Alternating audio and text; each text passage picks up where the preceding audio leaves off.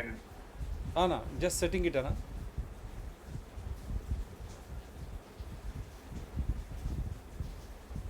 Anna, connect చేయండి. Yeah, live ఇస్తున్నానా, live setup చేస్తున్నా, hello live setup చేస్తున్నా. హలో అన్నా అన్నా అన్నా కనెక్ట్ చేయాలా? అన్నా అన్న వచ్చేసింది అన్న, లైవ్ వెళ్ళిపోతున్నాం. యూట్యూబ్ లైవ్ ఉన్నాం ఆల్రెడీ. ఎస్ అన్న. నేను మాట్లాడేది వినబడుతుందా? వినపడుతుంది అన్న. Okay, now I'm ready. Right అన్న, మనం వెళ్ళిపోదాం. Sorry for delay. No problem అన్న. Welcome to doctor TSPR show. This is doctor Thangella Sivaprasad Reddy alias doctor TSPR. నమస్తే, ఆదాబ్, hello. Apologies for the delay. We had technical problems. I'm happy once again to host my Guruji, Professor K. Purushottam Reddy Garu, a renowned environmentalist and the constitutional spirit behind this channel, because he is the able guide and mentor, and we are taking an important issue of Kadambrayar. Ar means river in Malayalam.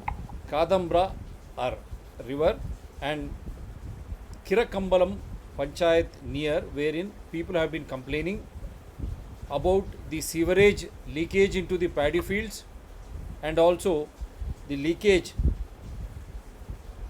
of pollutants into the river, which happens to be the main source of drinking water for 6 assembly constituencies. And you can understand, and it comes under Chalakudi Lok Sabha Parliament constituency in Kerala. And you have seen in the poster how picturesque this entire river is all. And before I just start, the Honorable Chief Minister of Kerala, Pinarayi, assures revival of Kadambrayar. This statement has come just recently. This is a this July statement, and June-July statement, following the National Green Tribunal hearing on effluent discharge from the Brahmapuram waste plant into the Kadambrayar river on June 3rd.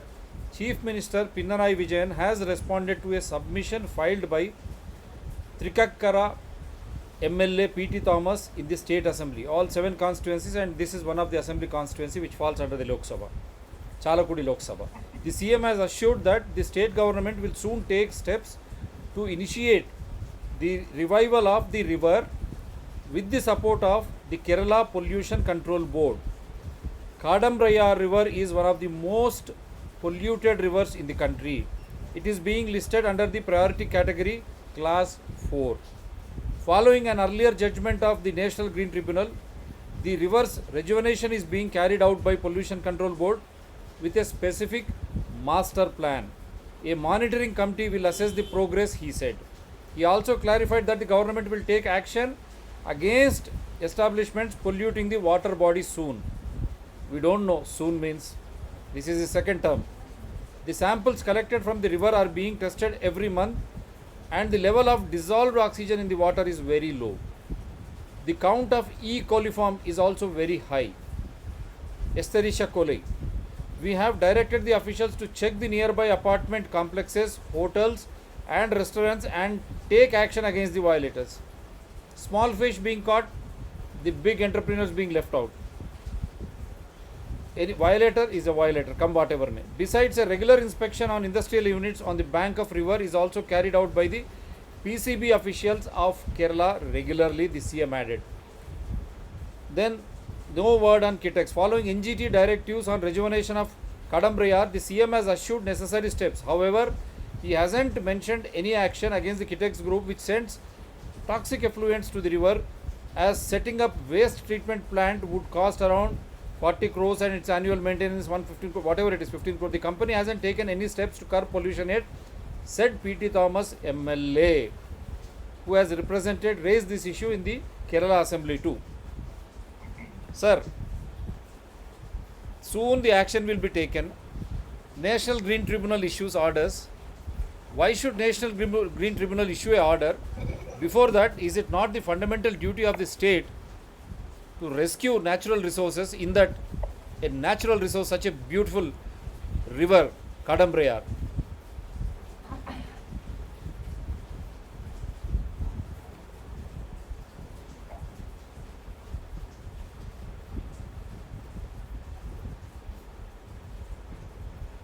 Yeah, Anna.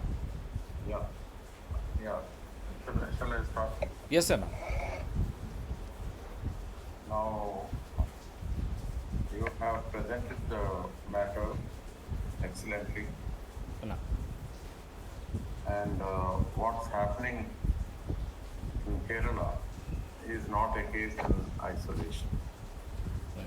Almost all the state governments in this country, they are simply showing the line of the corporates. In other words, we can simply say that the corporates are dictating the agenda. They are controlling politics, and in fact, many of the corporates have entered both the Lok Sabha and the Rajya Sabha. And it is evident that they are simply dictating the agenda, and these political parties, they work as if they are the running agents of the corporates. Now, coming to, I would like to start with the attitude of the state government, and then I'll go to the larger issue. What we need to understand is that the state is totally empowered to take action. Now, after 1972 Stockholm Conference, India took the lead. A parliamentary committee was formed to frame the Prevention of Water Pollution Act. It was initially headed by Mr. Mohan Daria and subsequently Mr. Krishna Kant. Both of them, those days, they were known as young Turks, and they were very, very open to new ideas, and they had a lot of commitment to protect the environment. So they drafted the prevention of, that particular committee drafted the Prevention of Water Pollution Act, and that act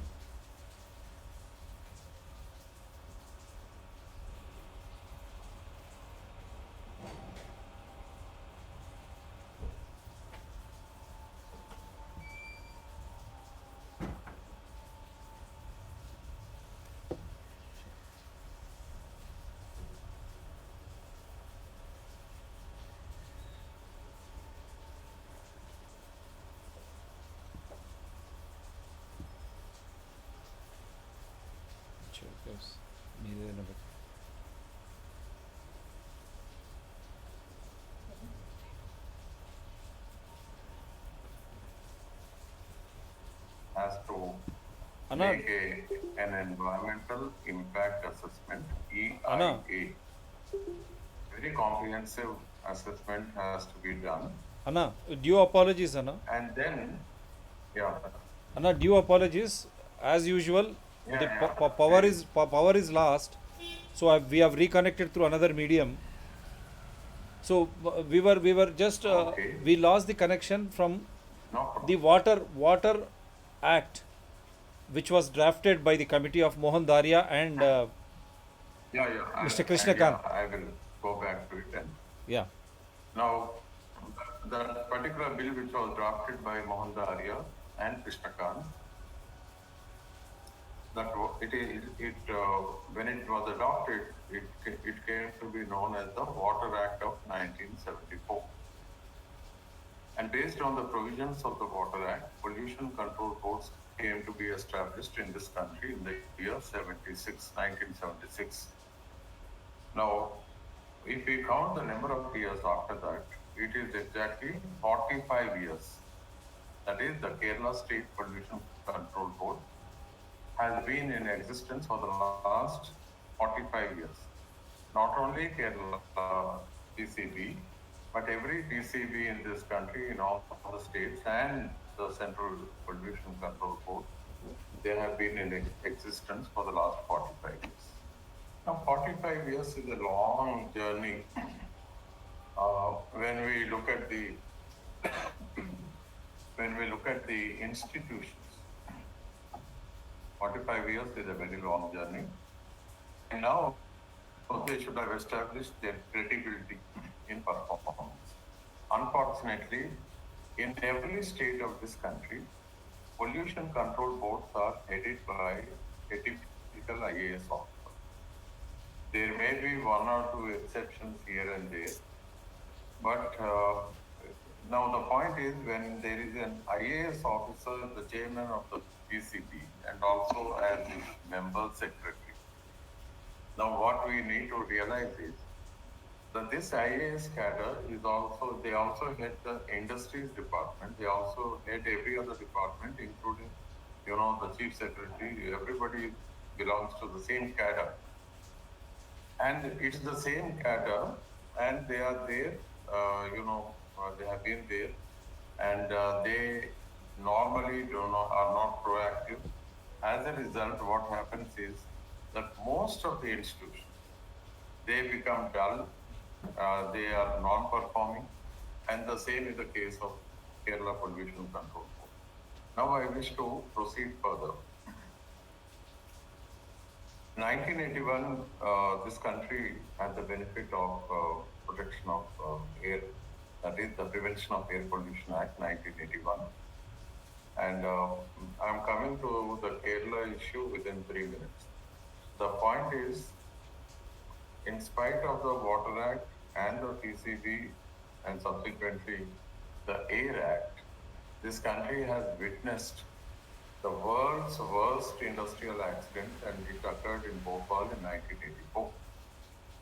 After that, it's very important to realize that the government of India came up with a comprehensive environment protection, 1986. But the government of India should have followed it up by establishing a very powerful and autonomous body like Environment Protection Authority. It is popularly known as EPA in every other country. Now, India is supposed to be the world's largest democracy, the biggest open system, but we don't have an EPA. Environment Protection Authority has not been established in this country. And this speaks volumes of all the political parties that function in the Lok Sabha. And I wish to point out, not only the ruling parties did not create EPA, whether it was Congress or BJP now, or any other coalition government in Delhi. None of them did anything, NDA, UPA. And I would appreciate the Supreme Court that they had, done their job, and they directed the central government to establish the all-powerful autonomous Environment Protection Authority, because that is in tune with the spirit of Indian Constitution. In fact, the Supreme Court also gave deadlines way back in 2013, and they said they want the cabinet secretary, they want the central government, and have given only a 2 months deadline. But in spite of that, nothing happened. And as we are discussing this very important issue, this country does not have EPA. Now I wish to go a little further. Whenever I think of Kerala, I am reminded of Kerala's finest personality, and that is Justice Krishna Iyer. A great judge by global standards. He is appreciated, applauded, and recognized the world over. Such a wonderful person coming from Kerala, and it is because of Justice Krishna Iyer the very concept of public interest litigation came into being. Justice Krishna here, I can never forget his one very famous quotation. You know what he said? He told the Supreme Court, he himself was there in the Supreme Court, and you know what he said? It is expected of the Supreme Court that they shall go to the rescue of the poorest of the poor, the marginalized, the pollution affected people, the deprived, the displaced, and the suppressed. I mean, these are the words. Look at the great judge from Kerala who gave several landmark judgments, and he can be described as the high priest of public interest litigation. Having said this, and because of him, the Supreme Court became active, and subsequently after 1986, because there was an Environment Act, and the Supreme Court judges were empowered, and they started going to the rescue of the pollution affected people.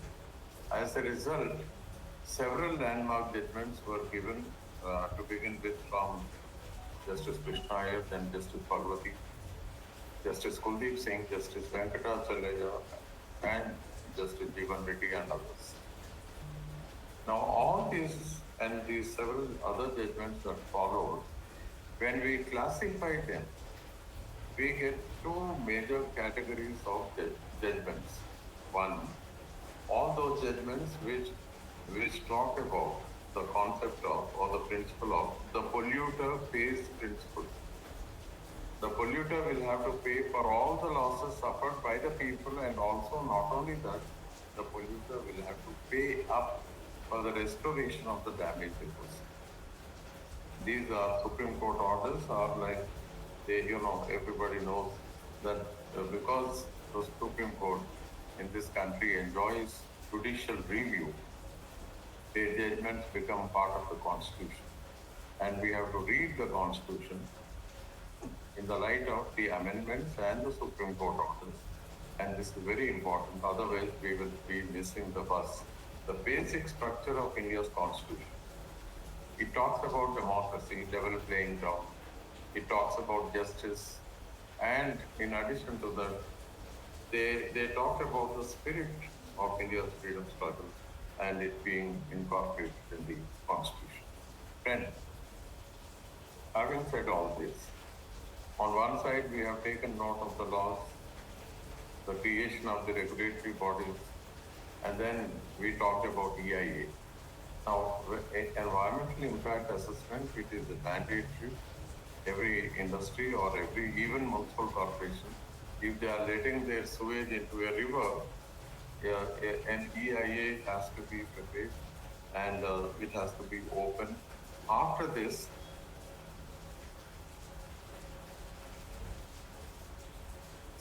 the government has to organize environmental public hearing, EPH. That is, people have to be informed. This is a democracy. It is the system has to be transparent. And when we talk about transparency, we are also consciously talking about people's participation in the development process. So when it comes to Kerala and this particular river, Periyar Valley canal, it's very important that all the stakeholders should have been called for a public hearing. And when I say the stakeholders, all the people living in all the 7 assembly constituencies who have been using the water for drinking and other purposes, and the farmers whose livelihood is dependent on this river. Friends, please remember that for the farmers, water is the biggest input. Without water they can't do what we call their livelihood is lost. And livelihood is directly connected with right to life. Therefore, whenever we are talking about water pollution, we are talking about the biggest input in agriculture for the farmers, and that is this water is their important input to ensure their livelihood. Also, when a river is polluted, it means that it has a direct bearing on the health of the people who use that water for drinking purposes. Now, has the Kerala government done any authentic survey or study by an independent authority? I'm not talking about the people who who are working under the government in Kerala. An independent authority. Kerala doesn't have EPA. Kerala, supposed to be a progressive state, but in spite of the fact that it claims to be progressive, but it is regressive when it comes to implementation of environmental law. Okay, we go a little further. Now, the Indian political parties at the national level, none of the Indian political parties have pledged that they will protect the environment. In Naam ke vaste, a token one or two sentences will be there in the manifestos. But no chief minister, no prime minister in this country, no leaders of opposition. I'm talking of all Indian political parties who view development. For them, development means industrialization, because that is a 70-year-old paradigm that is there in this country. People think development means industrialization, and industrialization has become the symbol of development. That is why not many questions are asked by the political parties, because it is their understanding. For them, industry is the symbol of development. They need to understand that much water has gone at the international level, right from 1963 onwards, with the first publication of the very famous book which launched environmentalism in the world, The Silent Spring, written by Rachel Carson. Then a global, United Nations global conference, the first one was organized in Stockholm. I'm not going into the details because it's not necessary at this stage. But the second most important book on this very important subject, that is 1972, Limits to Growth. Limits to Growth talks about two major limits, and one is the depletion of natural resources, and the second thing is the increasing cost of pollution. Now, the political parties, unfortunately, in this country, there is not a single political party which has research and development in their party headquarters. There is not a single political party which has understood the very concept of environment. They have never openly committed themselves to be, working in the direction of realizing the sustainable. It's a matter of shame that we are past 7 decades into freedom, and people's aspirations are not reflected in the public policies in this country, and not a single political party. They think they are progressive. What is progress without environment? What is progress without protecting the human right to health, right to clean surroundings, right to clean air and clean water, and particularly river? Rivers in this country were perfect before independence, before the dawn of so-called modern civilization. Industrialization has destroyed the rivers in this country. Show me one river in this country which can be where we can go and drink water straight from the river. So there's a big dispute, and right now there's a big vacuum, a big yawning gap. I'd like to say there's a huge yawning gap between the aspirations of the people and what the governments, whatever PRS or Congress or BJP, it doesn't matter. All political parties are always too happy to serve the corporates, not citizens. Now coming to, I would also like to just bring a few more points before what needs to be done here. Number one, a bit of advice for the corporates who think they can go scot-free. They are living in a fool's paradise, because I would like to say that the world is watching every corporate and its behavior and its performance. There is what is known as a corporate social responsibility. Unfortunately, in this country, it has been reduced to charity. But then that is not valid, because these corporates need to compete with the rest of the world. They need to compete with similar corporates which are producing the same product in different countries of the world. And there is a rating of the industries. Here, what is the CSR means? CSR means that the corporate shall conduct its activities in an eco-friendly manner with a sense of responsibility. The corporate has to be responsible to the environment, to the shareholders, and to the customers. This is very important. This is the triple bottom line, and nobody there cannot be any exception. There is what is known as a corporate image. One cannot continue to be polluting and destroying a river and depriving the people of their, what is very important, their livelihood. No company, however strong or big, if they think they can get away, they are living in a fool's paradise because we have a constitution, we have a committed judiciary, a judiciary which is committed to the cause of environment, and we have NGT now. Now, what is NGT? NGT is a quick response mechanism created by the Supreme Court, by the Parliament, of course, on the advice of the Supreme Court. And it has been functioning. They have given several landmark judgments. Now, I am coming to the citizens.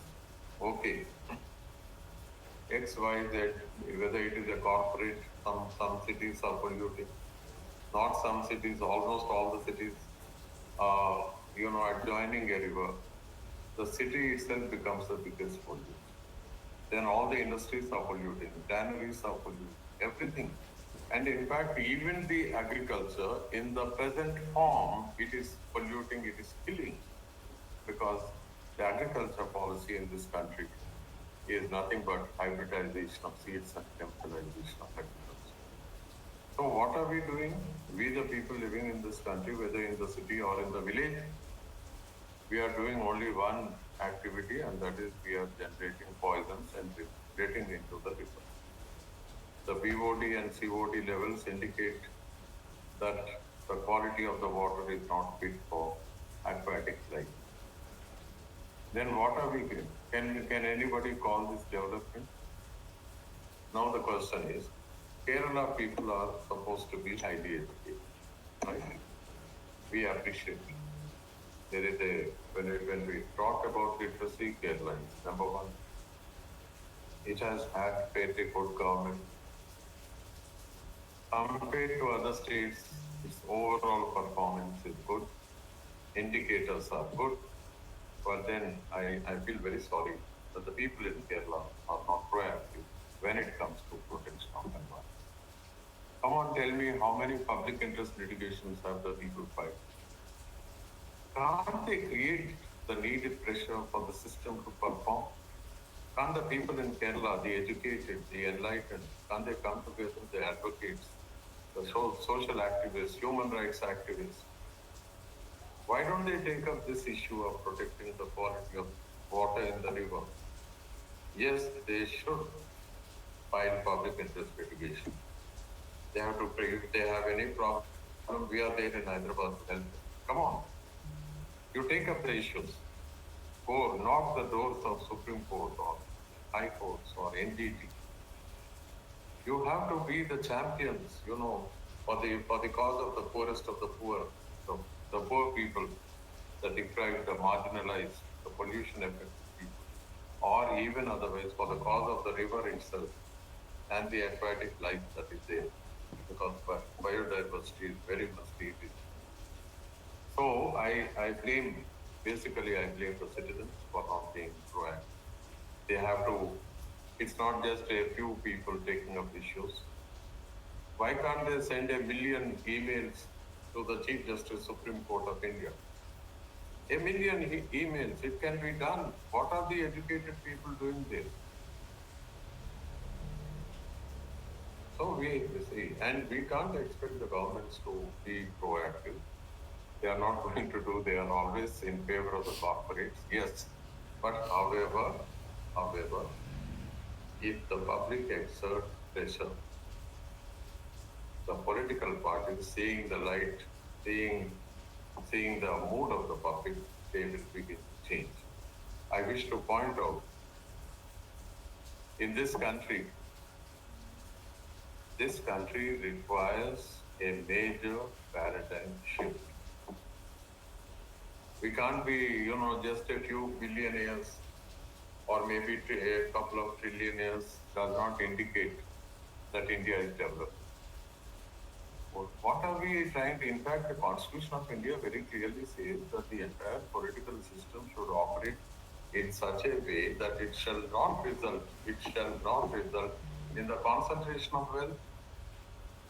And what are we looking at? After 70 years, we find a few trillionaires, and we think India is developing. And the government of India shamelessly talks about the wealth generators should be honored or appreciated. What are we driving? Look at the preamble. There is the word socialist. Can India be described as a socialist country? Therefore, we need to take what's happening in this country very seriously. There needs to be a national dialogue. If necessary, we should not hesitate to go in for major revamp, a major paradigm shift. Protection of environment should be the core duty of every political party. When Article 51 says, and it says that it is the fundamental duty of all the citizens to protect the environment. My simple logic is, are the members of the pollution control boards, are they citizens or not? If they are citizens, they are duty bound. Forget their small little powers in the PCB. They are duty bound.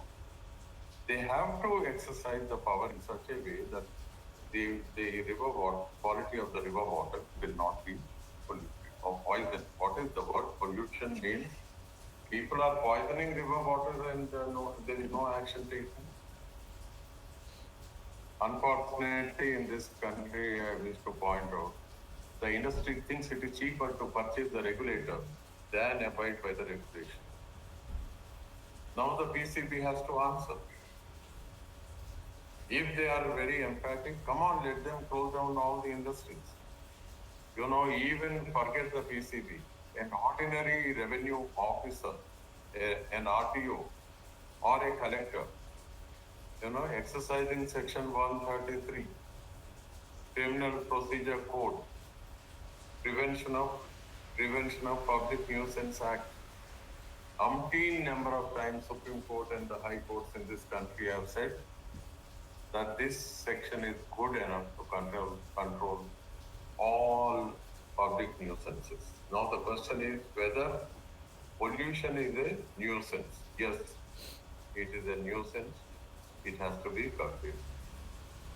An ordinary collector, there are 7 assembly constituencies. I do not know how many collectors are involved, how many districts. An ordinary collector can control. Now, they have to explain why they are not performed. I'm asking the Chief Secretary Kerala, he needs to do a lot of explanation. The law is very clear, and I'm sure by now several judgments would have come from the Kerala High Court on different issues regarding pollution.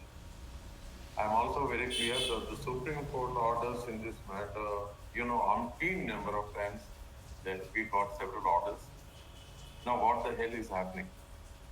Why are these orders not complied with? Can't the Chief Secretary comply with the orders? Is the Chief Secretary above the Constitution? Now these are some larger issues. And what is the political science department in so many universities doing? Can't they go to the people and explain? Because it is their bounden duty to explain the Constitution. Even there is what is known as legal empowerment. In every high court, there is a dedicated judge for this purpose. It is their duty to explain the law to the people and help them to protect their rights. Anyway, friends, I wish to point out and remind the enlightened sections of Kerala that after the Stockholm Conference, 20 years later, the world once again met in Rio de Janeiro, Brazil, and there they discussed and approved the World Commission on Environment and Development report, which was the commission was constituted by the UN in the year 1983, and it gave its excellent report 1987. And in 1992, that means 5 years later, the report, which has subsequently been published as a book in a book form, Our Common Future, that report was adopted by a global conference in Rio. Now that is also known as the Earth Summit. Having approved the report, at Rio they adopted an action plan known as Agenda 21. And I'm not going, this action plan is very important because it was basically, it was intended to prepare the nations of the world to enter the 21st century on an eco-friendly note. And the world had 7.5 years time. Did the nations of the world prepare? That we have to introspect. We need to evaluate our government's performance both at the central level and also in every state. Okay. Now, when we entered the 21st century, once again, United Nations gave a wonderful program known as the Millennium Development Goals, MDGs. And on 8 parameters, it was expected that the nations of the world would address the 8 basic issues, which particularly are very important to the extreme poor living in every country. Have the Indian political parties taken note of and done their bit? In fact, the educated citizens in this country must evaluate the performance of every political party. Every political party should be scrutinized. And their evaluation should be, done. Keep all the 8 Millennium Development Goals: no poverty, no hunger, no disease, gender equity. Which political party in India has done its best regarding these 8 parameters? Okay. And the world had 15 years to realize the MDGs. Come 2015, and the world, signed once again what came to be known as the Sustainable Development Goals in September 15, 2015. And they became operative from 1/1/2016, that is 2016, 1st January. Now, as we are all, the whole world is in the 6th year of its, we are on our road to realize the goals. These goals are 17 in number. Of course, every goal has approximately 10 targets, but the number of targets can be increased or decreased depending upon the local geography, local ecosystems, the educational profile of the people, the technologies they have, depending upon the natural resource base, everything. Has India done the homework? Was sustainable, was there a debate in Parliament when we are talking about Parliament? Did the Parliament of India discuss threadbare? Did they go by, every goal? We have not done our homework. And we the people, in spite of the fact that we are duty bound to protect the environment, we don't seem to bother. We are right now in the midst of a pandemic. I share the grief and the tragedy of Kerala right now, which is maybe suffering or likely to suffer once again. The newspaper reports indicates of the rising numbers, both Corona and Zika. I wish Kerala people all health and happiness. But at the same time, the citizens who are living in Kerala, they are duty bound to evaluate. They cannot be mute spectators. Democracy is an aim where every citizen has to participate. Democracy cannot be left to political parties alone. Therefore, we the people, we need to be vigilant. Eternal vigilance is the price we need to pay in a democracy. We need to be proactive and be watchful. Okay, coming to, and for this purpose, as I already pointed out, India requires a major paradigm shift. Our understanding of development has to undergo radical change. We need to realize the quality of water is infinitely more important than the industries which are located on its bank. Yes, we want employment, but we want employment, as per the sustainable development goal. And I want to remind everybody in this country that future is green technologies, green industries, green employment, green education. Everything has to be green. Conventional old type of industries are outdated. And we need to evaluate development. Yes, if a particular industry comes, we appreciate certain jobs are created. But if that industry is polluting, then we need to take into consideration the total cost, including the environmental cost. You know what the value of a river is? We have to be very, very clear and evaluate, because the environmental costs are and need to be taken into consideration. So for this, I wish to focus on the last major point for today. Yes, Kerala, we need to remind all the local governments in Kerala, the municipal corporations, the Gram Panchayat, the Jilla Parishad, particularly on either side of this river. It's important that the Periyar Valley,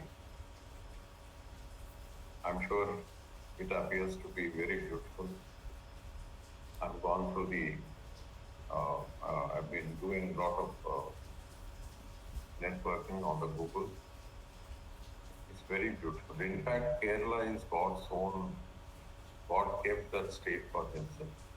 God's own land. And what are we doing to God's own land? We are polluting. And okay, industries are polluting. What the people are doing? By keeping silent, they become partners in pollution. So the point is, the local government has to be very emphatic in every village in Kerala adjacent to this river. Yes, the time has come for them to hold another Grama Sabha and take stock of the situation. Let there be a very honest appraisal. Let the people speak. Let all the stakeholders talk, because their states are involved. And let them be emphatic and make recommendations. If the Gram Sabha says no, activities will be stopped. This is the law of the land is very clear, because India is a democratic country and there cannot be any compromise when it comes to democracy. And particularly Gram Sabha means it is the highest manifestation of the democratic form. Direct democracy. Nothing can be greater than direct democracy. Even Parliament of India is representative democracy, whereas Gram Sabha is direct democracy, and therefore my humble submission to the enlightened sections of Kerala, please come out of your shells and protect the environment, as this is the needed thing. I'm worried about the coming generations in the Periyar Valley. What are we going to give them as legacy? Is it not a time for everybody to ponder? So at least because we the people living on this planet Earth, we need to realize that we are not the last generation to live on this planet Earth, and life has to continue. Similarly, in Periyar Valley, the present generation needs to realize that they are not the last generation to live there, and the subsequent generations have also their organized development to meet their needs. And therefore, friends, I can only appeal to the good self of Kerala citizens. you rise, you arise. And please recall Swami Vivekananda's words, because again, his last message, his most important message was given from the Vivekananda Rock Kendra.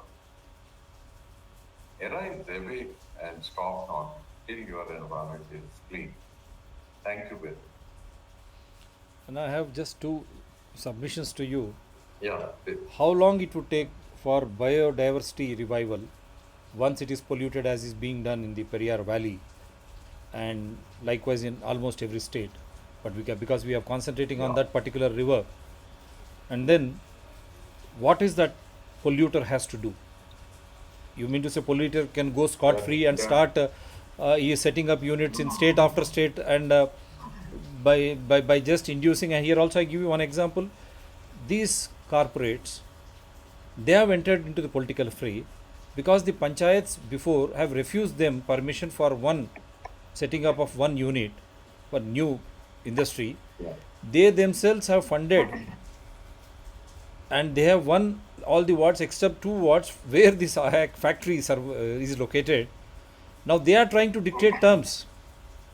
How should we look up at this scenario in when it directly relates to democracy, corporate takeover of democracy? No, no, actually, you asked about three major questions. Yep. The first one is about the how much time does it take for a river to recoup or regenerate and be its own earlier self. So for that to happen, the first and the foremost thing is that the further pollution should be stopped. 100%. Not even one drop of effluent or sewage can reach the river. That is, we have to ensure that there is no pollution right now. No further pollution. That is the most important.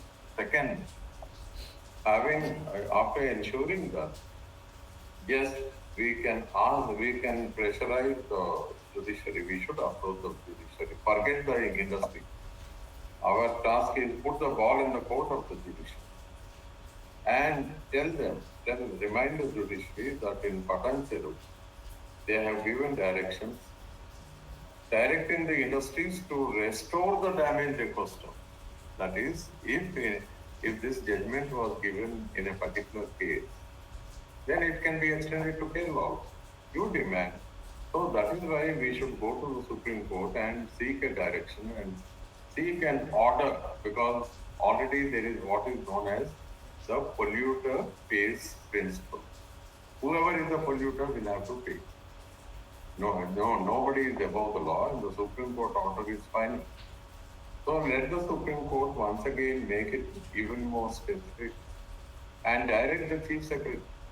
In fact, orders are always directed, they are given to the Chief Secretary. It is the Chief Secretary who is party to the cases in the Supreme Court. Now, the Supreme Court, in this particular case, they should direct the Chief Secretary to, the order is that the industry shall pay for the restoration of the damaged Periyar River. Please follow this sentence. The industry shall fully pay for the restoration of the damaged, because there may be one or two other reasons for the pollution there, like maybe from the nearby industries or pollution, other industries and municipal corporations, and even agriculture. But then a very independent committee of concerned citizens with members from the stakeholders should be appointed, and a thorough appraisal should be made, and the industry should be compelled to cough up money. They have to pay for the restoration of the damaged river. And the task of ensuring this should be on the Chief Secretary. And if the Chief Secretary thinks he is above the law, then he can be simply put behind the bar. And for this, once again, Supreme Court has to do the monitoring. I don't think they can give a judgment and sit at home. They have to ensure that their orders are complied.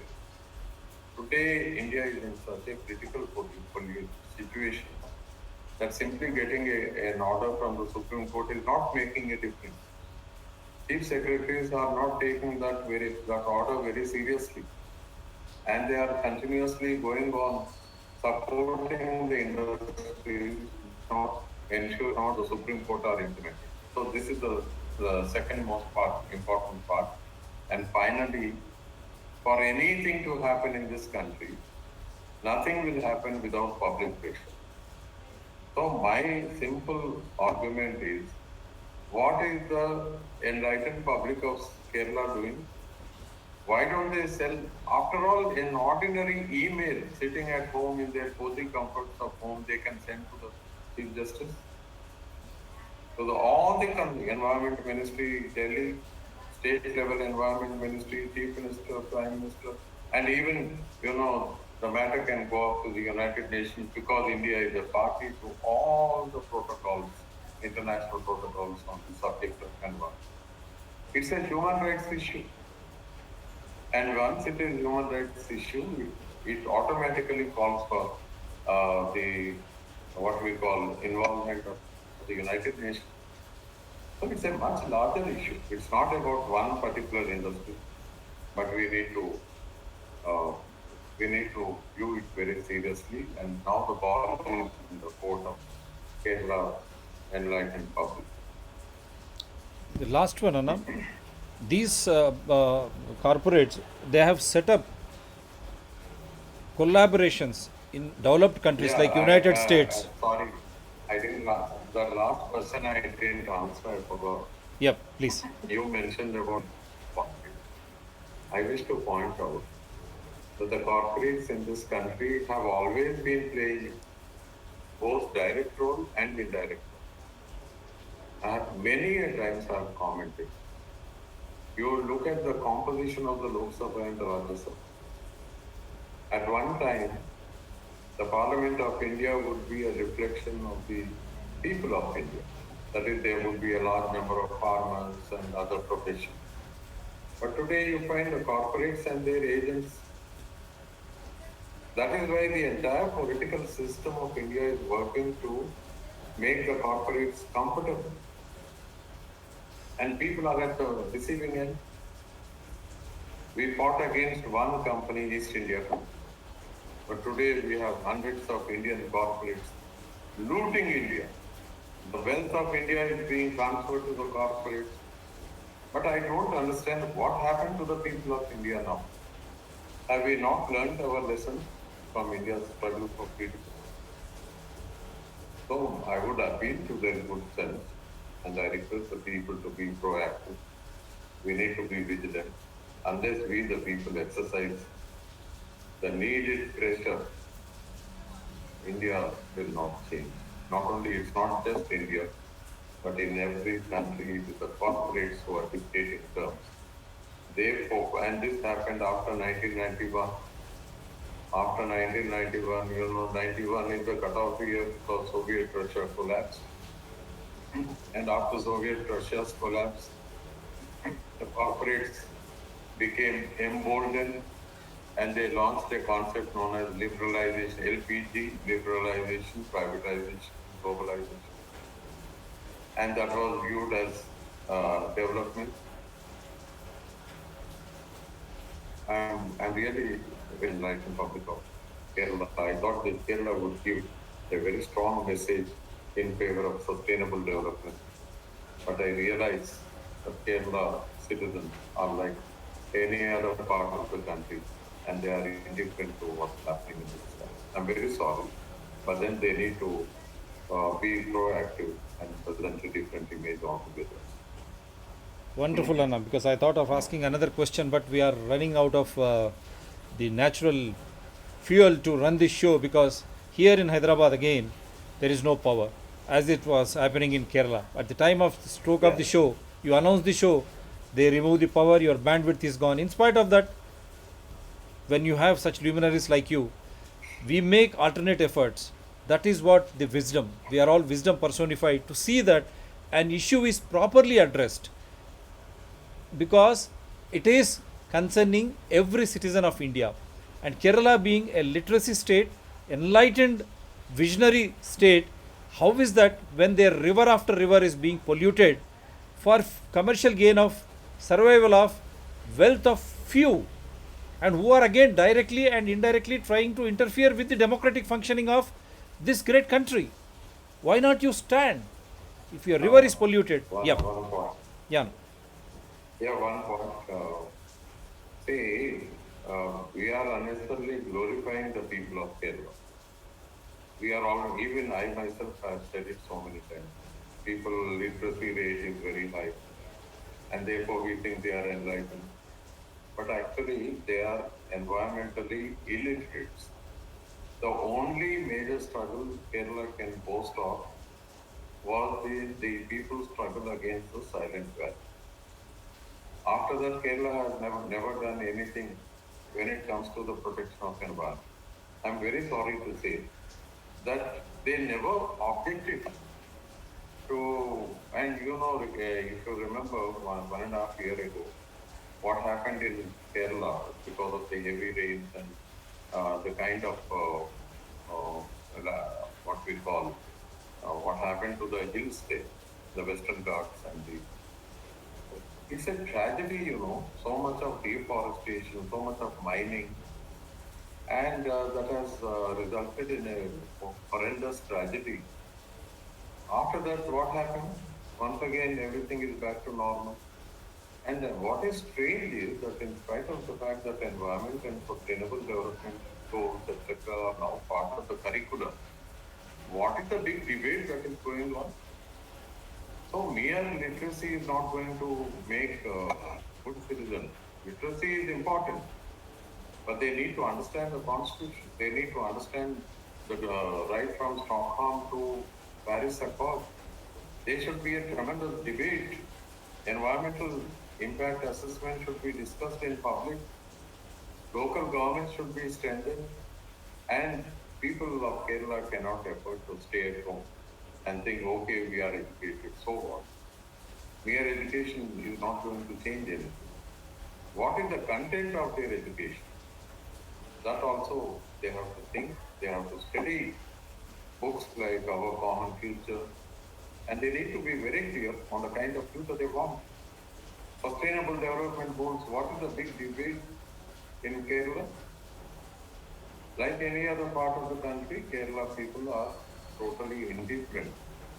I am not here to simply certify that literacy leads to good governance. They have to demonstrate. They have to demonstrate.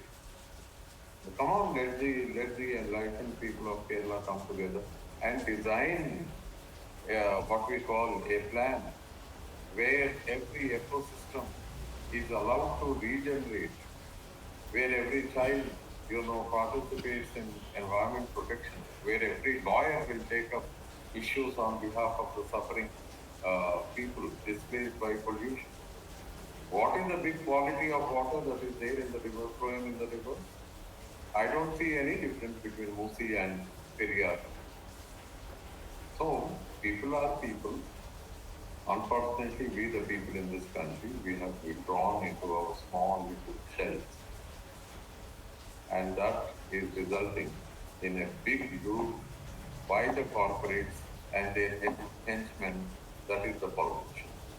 And bureaucrats are simply supporting them. This is, thank you, Professor Bittigaru, for this wonderful. Nayana, wonderful, wonderful. As you have once again come back, at least I hope the concerned citizens in Kerala remember our revered Justice Krishna Ayerji, who has masterminded public interest litigation. He is the son of the soil. Where is the spirit? What is happening? River after river being polluted.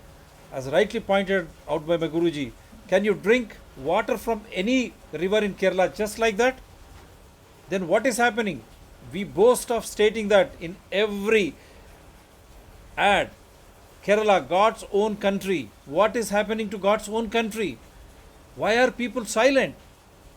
Kindly understand, this is for our own present as well as for the future. As rightly stated, we are here as a guest. We are supposed to pass on this with a good legacy of good environment, right to life and liberty in a sustained development and environmental way to the future generations.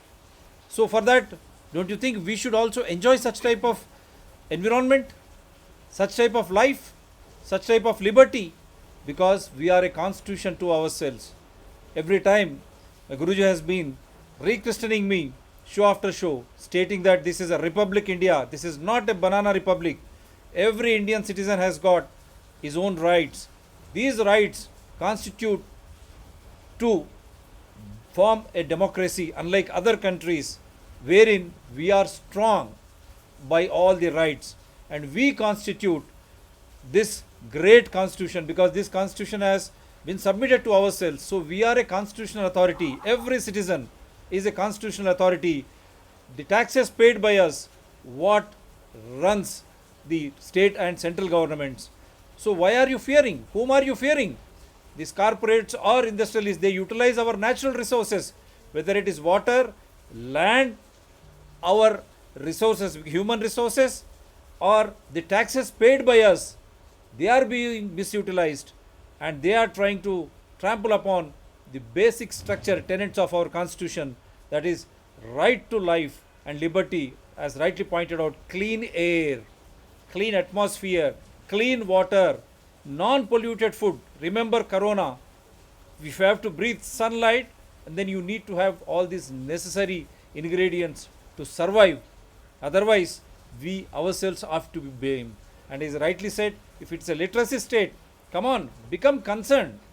If you want to become concerned, become aware. Awareness is the fundamental aspect of any struggle. I hope at least after this show, you will come out. Don't fear these people. These are corporates are run by our own taxed money and our own public servants, right from center to state. Kindly understand, at least hope after this show, people would start agitating, discuss the sustainable development goals. More than that, what is happening in your own backyard? It's a small canal, a small river, any such polluting, any river body, water bodies, if they are getting polluted, it is our fundamental duty to rise, awaken, rise, and start questioning. Only then things would change for the better. Thanks, Anna. Sorry, there was a disrupt of. No problem. They tried to disrupt My our life, pleasure. but all said and done, we could complete the show. Thanks, Anna. With your blessings, Thank you. Thank you. with your blessings. Thank you. Sukha Nidra, Shubha Ratri. Good Thank morning, you. good afternoon, good evening to people across the globe. Bye. Thank you. Right, Anna. Thanks, Anna. Thank you, Anu. Bye.